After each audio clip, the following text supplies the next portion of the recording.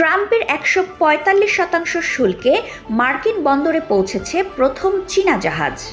মার্কিন president Donald ট্রাম্পের আরোপিত ১৪৫% শুল্কের আওতায় থাকা চীনা পণ্যবাহী প্রথম শিপিং কন্টেইনারগুলো মার্কিন বন্দরে পৌঁছেছে।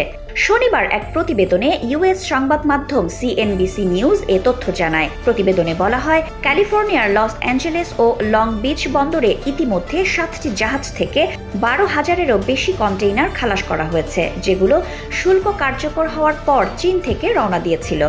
আগামী কয়েকদিনের মধ্যে আরও ৫টি জাহাজ সেখানে পৌঁছানোর কথা রয়েছে।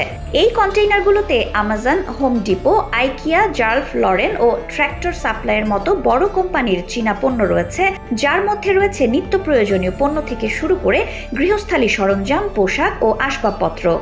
Refrigerator, deep fryer, mouse pad, বুক সেলফ, লিভিং রুম, সোফা সহ বিক্রেতাদের পক্ষে নানা ধরনের পণ্য আমদানি করেছে।